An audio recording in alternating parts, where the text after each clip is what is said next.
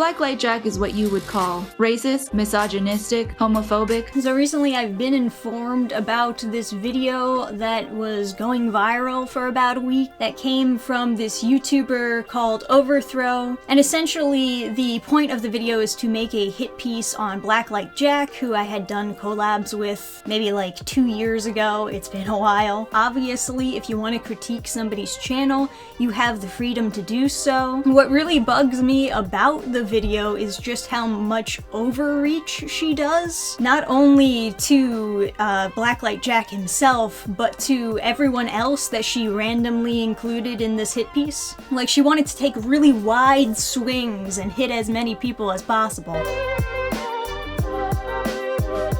She opens up her video talking about how Blacklight Jack is this cringe comic reader. He's a hater, right? But then she goes on to say, oh, also the biggest problem with him is he's misogynistic, he's racist, he's homophobic. Oh shit. Here we go again. Because a lot of the comics that he's critiquing on Webtoon are comics that are aimed towards women.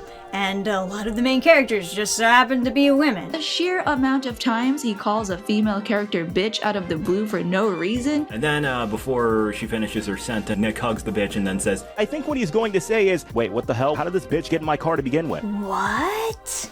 He calls fictional characters bitches just to be funny? On the internet of all places? That's crazy. Now, if anyone here has actually watched Blacklight Jack's content, you would probably know that he is a bisexual black furry, which makes it a little bit weird when you're claiming that he's homophobic because he's critiquing yaoi. Homophobic. I don't know how he has sex with men if he's scared of gay men. She doesn't understand that a lot of women like to read yaoi. She was really confused what fujoshi even meant. Referred to 4 women creators as fujoshi bitches. What does that word even mean?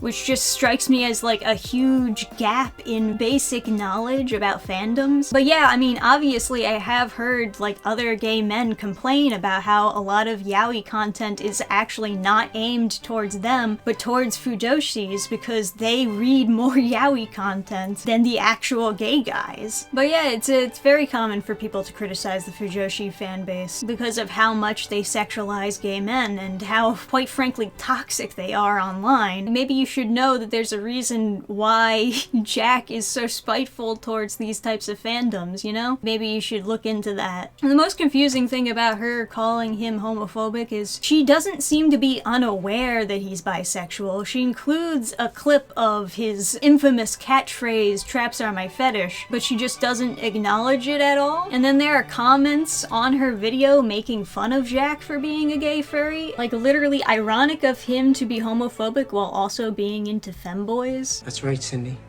I'm gay. But it's because he's bisexual, because it has nothing to do with him hating gay people. He just hates the content that's being produced. Like I said, I understand a lot of the critiques that she has towards his content, but like, be reasonable. You don't have to overreach that far to be like, hey, I don't like this guy's content because he's too mean. Like, essentially, that is what her argument boils down to. I don't like him because he's mean. That's fine. You can make a whole video about him being mean. And you can do all of that without claiming that he's a misogynistic, racist homophobe. But I don't know, maybe some people are just kind of insecure. Like, people won't take them seriously unless they throw some social political term at them. If anything, it makes me take you less seriously, because I think it shows that you're not really a reliable narrator. Yes, obviously he's going to be critiquing mostly women on his channel because the content that he's mostly reviewing is Webtoon content that are aimed at women. And it's also worth noting that a lot of the content that he was reacting to or doing reviews of was being recommended to him. He was not searching for this content himself, he was actually taking recommendations for what to review. And as he said in his video, in a clip that you showed, most of his viewers at the time were, yes, women. Boys! Well, mostly girls, because apparently the majority of my gender demographic is females. They were women that were reading these webtoons authentically, cringing at them, and then requesting that he do a review or reaction, a roast of them, because they didn't like it. They thought it was cringe, they wanted somebody to talk about it. Blacklight Jack was taking requests, so they requested that he do reviews on those. She has this whole critique on Jack calling his audience boys. You know, when he starts his video, he's like, "Hey boys, what's up?" Which I'm not really that much different from, because I also use gendered language when I start my videos, or when I refer to my fans, I just say, hey, like, "Hey guys," which is technically, yeah, gendered. His content is for boys who want to feel superior to girls because boys know the difference between right and wrong. Girls don't even get a thank you. Thanks for watching, boys. Thank you for watching, boys. The reality is sometimes people just have vocal patterns, and you're going to stick to those vocal patterns unless you make the mental effort to try to avoid them. Now, what about how he does his roasts? Well, I do feel like he's very repetitive in a lot of his content, and I think that he's way too aggressive. You make a good point when you mentioned that, like, he breaks TOS. I think a lot of people who do this cringe comic reaction thing on YouTube, they usually push a little further because they're trying to be more sensational to get more people to, you know, tune into their videos. Myself included. But most of us have this cycle of pushing a little further and then reeling it back, and then pushing a little further and then reeling it back, because we don't want to go too far down the rabbit hole. All that being said, not everyone has this instinct. And I think Jack for a long time was just pushing further and pushing further and pushing further without having that reel back moment. I remember doing a read through with him, and he would be like yelling about something in the comic, and I literally said, like, "Whoa, calm down, do we need to stop or something?" To which then he replied in a totally normal voice like, "Nah, I'm just playing it up for the camera." And obviously, yes, when you want to be a YouTuber, you do kind of create a YouTube persona, like a character to play, to make your content, and I think that's kind of just the formula that he was using. But if this was just a video about Jack, it would be much shorter than an hour and 8 minutes. The reality is she was not satisfied with just doing a video only about Jack. She wanted to cover anyone who ever criticized the Webtoon community ever, including Chalupa, Maddie Bites, and this rando who appeared in Jack's video. Oh my god, I was not gonna talk about this random person in this video collab, but she is such a pick-me, it's so annoying. That poor rando, she doesn't even have a good mic. She's clearly never done a video before in her life. Have you no soul, Overthrow? But no, she does kinda just paint Chalupa and Maddie Bites as though they're both misogynist. And then he goes too far. He calls him a... Can you not? What the fuck is wrong with him? But don't worry, because she says Chalupa and Maddie Bites are not as bad as Blacklight Jack. Although they all share a reputation of misogyny, Maddie and Chalupa are at least self-aware. They're the good misogynists. To give Maddie the benefit of the doubt, I just assumed that maybe she feels like she has to talk about women being problematic because she's a woman, so she feels responsible to an extent. It's kind of like when dannphan was invited to make the Princess's Jewels video with Jack. Congratulations, Overthrow, you finally figured it out. Yes, there is a reason why there are so many women critiquing women's fiction. Not only because we're the ones who read it, we don't want other girls out there to grow up thinking that this is normal. And it's much easier for a girl to hear that from another girl than to hear it from a guy, because they're so much more likely to just assume that the guy is sexist or the guy is misogynistic and not listen to him. So if other women don't step up and point out how fucking weird some of this stuff is, nobody will do it. Because guys, on average, just don't want to be called sexist. They don't want to do anything that makes a girl hate them. Now, I do think that this is important, and a certain amount of social pressure is required to actually push people away from this content. Alright, so now let's get into the research that she mentions when it comes to Webtoon statistics. You mean to say he was lying this whole time? In fact, it seems like Webtoon's user base has never been mostly women because I can't find statistics reflecting such belief. I looked for statistics around the time that Blacklight Jack started spouting his nonsense, and the best it gets is 58% female in 2021. Look, I know when a YouTuber flashes a bunch of graphs at you, you might be inclined to go along with whatever narrative they have, but something seems fishy. This looks like a job for Dan Detective Codan. These stats were from 10 years ago and were not around the time we made our videos.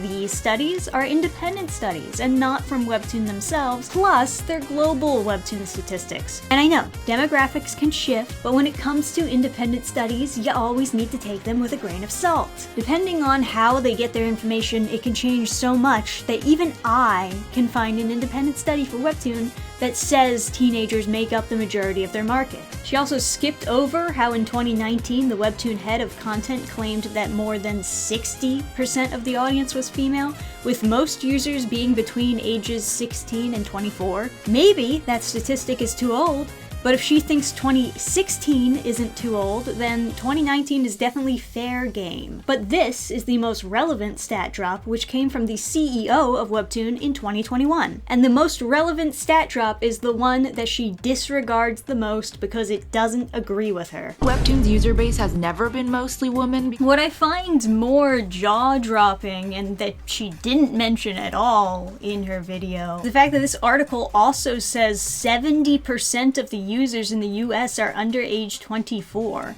That sign can't stop me because I can't read. I mean, yeah, I get it. Maybe you were more focused on the male to female ratio because you're more focused on the misogyny aspect of the video. But 70% under age 24? That is actually kind of fucking insane. TikTok is very often criticized for having too many young people and Gen Zers on the platform. Even Overthrow in her video mentions TikTok when she's talking about what the kids like. Literally anything else kids do these days. Minecraft, TikTok, Lego, TikTok. Do you know how many users are under the age of 24 on TikTok? 36% of global users for TikTok are under the age of 24. And it's cited that roughly 60% of US users are under 24, which goes to show how dramatically global statistics change from US statistics. 60% is undoubtedly high, and even that is not as high as Webtoon. So why are you pretending this stat doesn't exist? Oh, I know why. It's because she'd rather paint this picture as though Jack gaslit the entire internet into believing something that isn't true.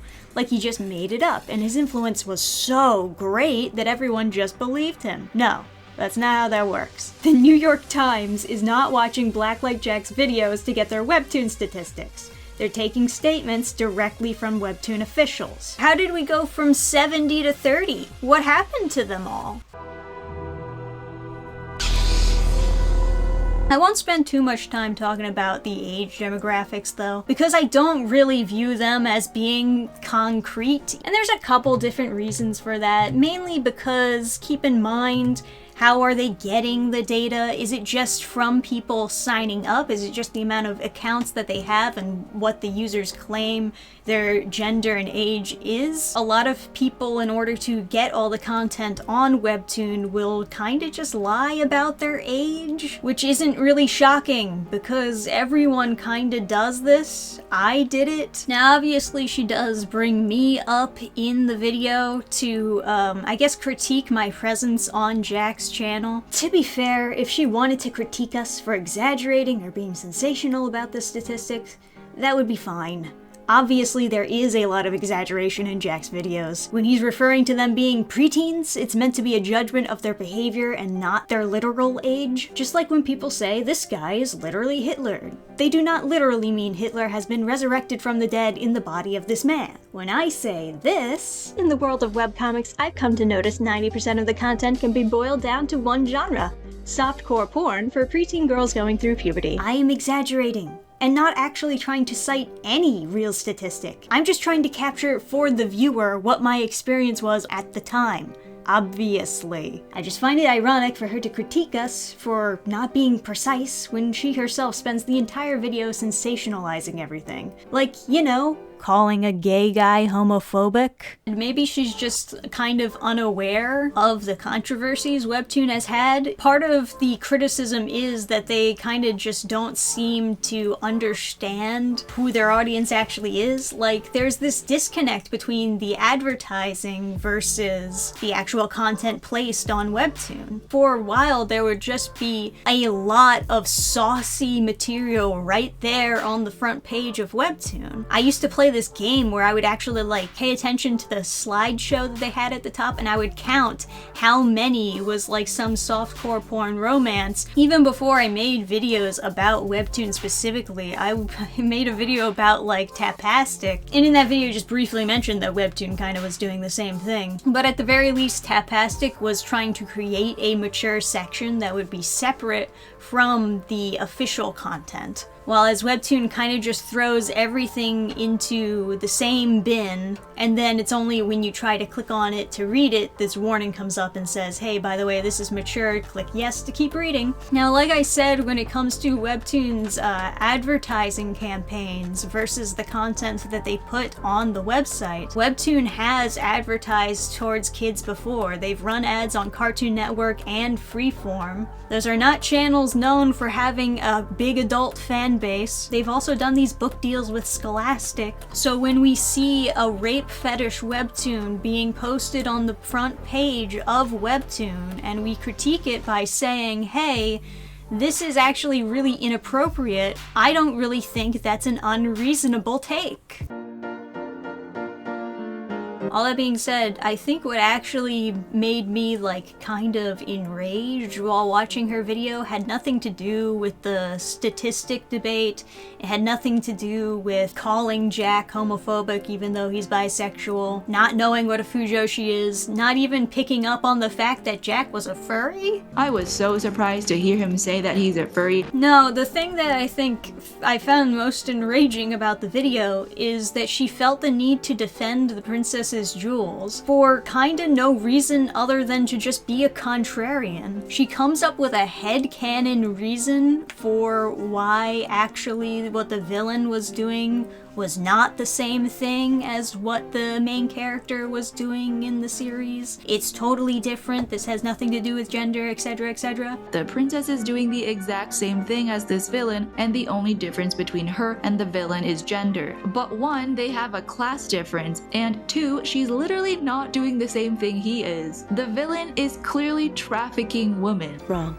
Do you see that expression on the face of the guy next to the villain and the fact that there's a whole crew? Why would this random guy have this expression on his face as if he would also be able to sleep with the princess if she sleeps with the villain? It's obviously because the slaves, as you call them, are forced to sleep with everyone. Wrong. He was so wrong.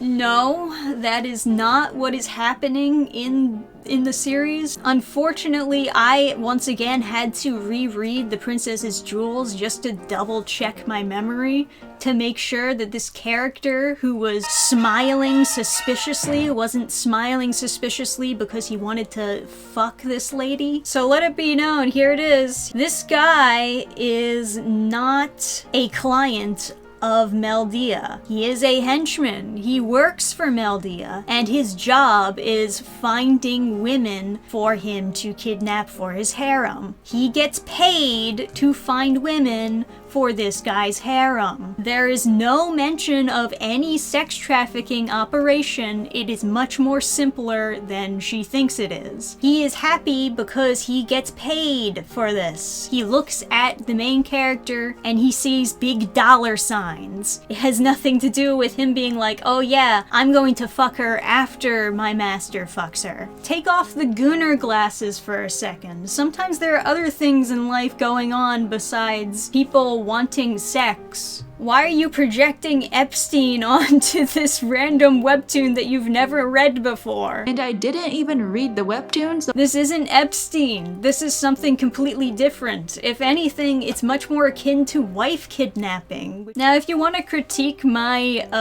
presence on his channel as not being 110%, I would actually agree with you. I could have done a much better job when putting together my part for the Jack collab. I've seen plenty of webtoons that treat women as slaves and perform much better than Princess's Jewels. Just to be completely transparent about this whataboutism she throws at us, with there being other harems where men are treating women badly. Yeah, I don't like those either.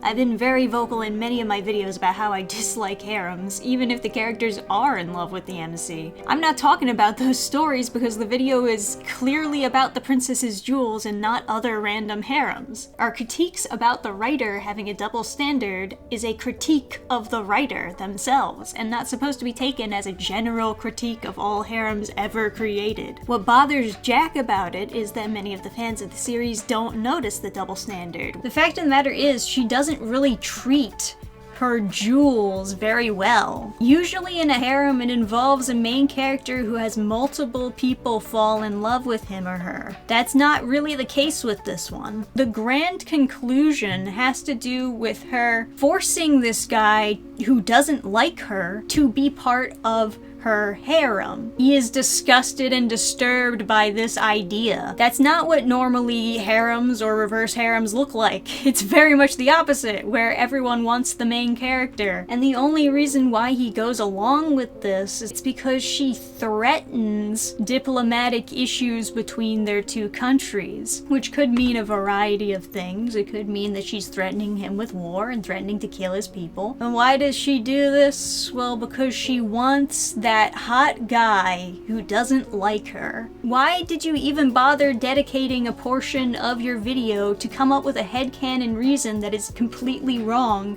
as to why the Princess's Jewels is not as bad as we said it was? This is exactly what I mean by overreaching. If you've never read the webtoon, then you don't have to say anything about it. It doesn't help your point if you're going to focus on something that you have no knowledge of. He could be comparing Korean webtoons to Japanese webtoons, but chooses to compare apples to oranges, presenting a flawed argument because it's easier for him to do so. The manga versus webtoon debate is not really something I care about, but Overthrow does have a point that I agree with. Equalizing manga and webtoon originals is not a fair debate. Despite the fact that some people hold webtoon originals in high regard, Webtoon just never built up the same infrastructure that the manga industry did. And there's so many different manga publishers, which all approach their content in different ways. She instead says that the true equivalent would be to compare Korean webcomics to Japanese webcomics. But if the complaint is about Webtoon itself, then that doesn't really match up either, because not all Webtoon originals are Korean, and not everyone in the manga industry is Japanese. Wouldn't it make much more sense to compare Webtoon with another free-to-read comic app? After all, it's not as though Webtoon doesn't have any competitors, and that way you can compare apps made for the mobile consumer without starting an Asian race war. I wish we talked a little bit more about that. But instead, Overthrow fixates on this one bit he does at the beginning of one of his reviews, which basically amounts to him saying, "I don't like K-dramas or manhwa." South Korea is renowned for their really bad K-dramas and K-romances. These awful Korean dramas and romances inspire budding creators to make bad comics. It kinda doesn't matter, but she reaches the conclusion that he's saying all this because he's racist. He's clearly just racist, but tries to hide it by bullshitting other reasons for his feelings. Anyway, instead of disregarding his comment about K-dramas and refocusing the discussion on webtoons, she starts bringing up poorly rated J-dramas and reading out the reviews to mock them. J-dramas in general usually have lower ratings as well. If you want to call a country's media inferior to another, shouldn't you compare all of the media inside these countries? This drama starts off pretty weird. The leads are both in love with their teachers. What's wrong with Japanese drama's portrayal of their teachers? They're always weird and creepy in some way. I wish the teacher hadn't slept with the ML. He's a minor and she didn't care. I kept wondering what her husband will do when he finds out. They should abuse the power between a student and a teacher, but not her having to deal with the consequences for it. Isn't that really a cut? Because that's the only way forward for someone like that kind of nasty. I literally don't care about any of this. Go back to talking about comics, please? Or at least talk about Jack, but talking about shitty J-dramas wasn't enough for her because she also goes on an unhinged rant about Japanese sex trafficking issues. Sexual exploitation of minors is not normalized in South Korea the way it is in Japan. There is a reason this anime was even allowed to be made. Japan has a huge underage prostitution and child trafficking issue. Foreigners come to Japan to have sex with children. Its government does not fully meet the minimum standards for the elimination of trafficking. Yes, even the US state government criticized Japan, stating that the number of criminal investigations Alrighty, so just to recap here, first she threw Jack under the bus, right? Then she threw Maddie and Chalupa under the bus. Then she threw me under the bus. Then she throws Ellen, historian, under the bus. Then she throws Cogsy under the bus. Then she throws the entire country of Japan under the bus. Why? No one was forcing you to talk about this, Overthrow, and all it does is make you seem malicious for even bringing it up. Still wouldn't go around saying Japanese dramas are bad or that Japanese media is bad, because normal people don't form these kinds of opinions when they don't have enough context or experience. What? You literally defended a series you've never read in this same video! Look, it's not even as though Jack does the best job at making his point that manga is higher quality than the work on Webtoon originals, but how is anyone supposed to engage with the conversation when you keep going off on tangents that don't matter? If we're being honest here, she probably would have brought up this topic even if Jack didn't make a video about it, because she's already made multiple videos ranting about the manga versus Webtoon debate.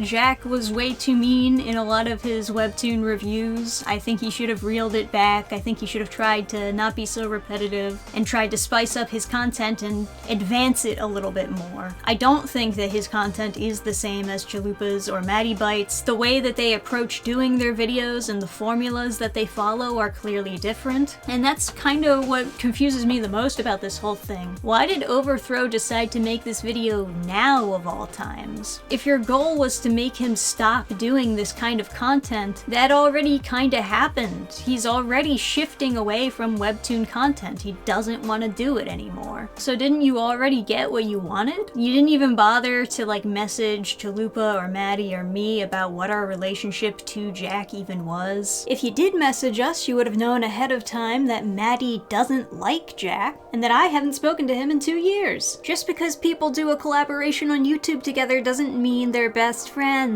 Literally, the very first thing I ever did with that guy was the Princess's Jewels video. There was this one comment in her comment section that claims that I gave the advice to stop working on their comic. I don't remember ever giving that advice. And a lot of people genuinely have a lot of problems just getting buried under the vast, never-ending chasm of Webtoon canvas. Not that I'm saying that you can't upload on Webtoon Canvas. Upload your webcomic wherever is best for you, but also keep in mind that there is no magical platform that you can just upload to and then your webcomic takes off at super speed. You have to do a lot of work to actually get people to go to your webcomic afterward. For the record, I'm an indie comic publisher. That's what burningstarcomics.net is. That's my own comic publishing website where people submit comics and I publish them on the website for other people to buy. I'm not anti-comic,